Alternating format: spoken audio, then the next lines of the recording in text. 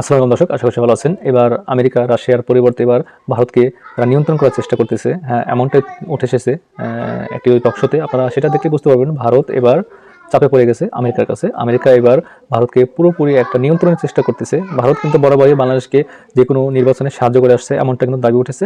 কিন্তু এবার ভারত কিন্তু পুরোপুরি চাপে আছে, তাদের নিয়ন্ত্রণ কিন্তু চলে যেতে পারে আমেরিকার হাতে।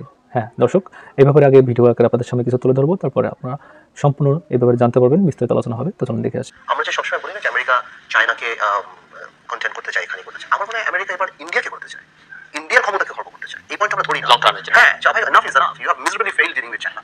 তুমি চায়নাকে একদমই হ্যান্ডেল করতে পারো। একটা সময় ছিল আমি not only that, south Asia কোনো দেশকেই তার প্রয়োজন একমাত্র বাংলাদেশের কারেন্ট রিজিম ছাড়া। আমি দেশ বলবো না, তার সর্বশেষ এক্সাম্পল মালদ্বীপ আরো। তো তাই বললাম যে আমেরিকার যে জিনিসটা আমার কাছে, আমরা এতদিন বলতাম চায়না চায়না ইন্দো প্যাসিফিকের জন্য চায়না, আর এখন আমার কাছে লাস্ট কিছুদিন যেমন মনে হচ্ছে এবং ইন্ডিয়াটাতে ভীত। কারণ আপনারা মনে নেন 2014 সুজাত সিং যেভাবে চলে আসলো, এসে যেভাবে আওয়ামী লীগকে ক্ষমতা আনার জন্য কাজ করলো, এখন the messenger is going through diplomatic norms, যে না মানে ভিতরে যাই করুক না করুক, কিন্তু সে কিন্তু বলছে ইন্টারনাল অ্যাফেয়ার এটাই। কিন্তু আমেরিকা কোন ইন্টারনাল টেন্ডার আছে না। আমেরিকা তার হিউম্যান রাইটস ইস্যুতে এসে, ডেমোক্রেসি ইস্যুতে এসে আমেরিকা সব বাড়ি বাড়ি ধরছে, কিন্তু করছে না। তো আপনি যদি 2014 আর আজকের দিনে দেখেন, তাহলে ইন্ডিয়া ব্যাক অফ। ইন্ডিয়া কিন্তু এমন যদি হতো যে ইন্ডিয়ানরা ঘুরে বেড়াচ্ছে, আমেরিকানরা ঘুরে বেড়াচ্ছে, ইন্ডিয়ান তাহলে আমরা বুঝতাম যে বোথ অফ দেম লগর। ওই জিনিসটা কিন্তু এরকম হচ্ছে না। আপনি দেখেন, এই জন্য আমার কাছে কেমন মনে হচ্ছে যে আমেরিকা শুধু চায়নাকে না, আমেরিকা ইন্ডিয়াকেও এখানে তার ক্ষমতা খর্ব করার জন্য বেশ ওপেন হয়ে গেছে। এবং আমার মনে হচ্ছে যে এবং এখানে আমরা কি বলতে পারি যে বাংলাদেশকে মুক্ত করতে চাইছে, স্বাধীন করতে চাইছে।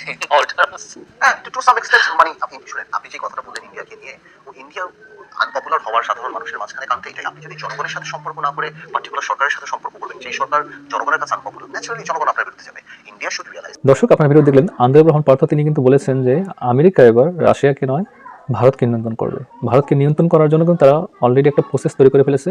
এবার থেকে ভারতকে নিয়ন্ত্রণ করার ব্যাপারে তারা একটা প্রস্তুতি নিয়ে ফেলেছে।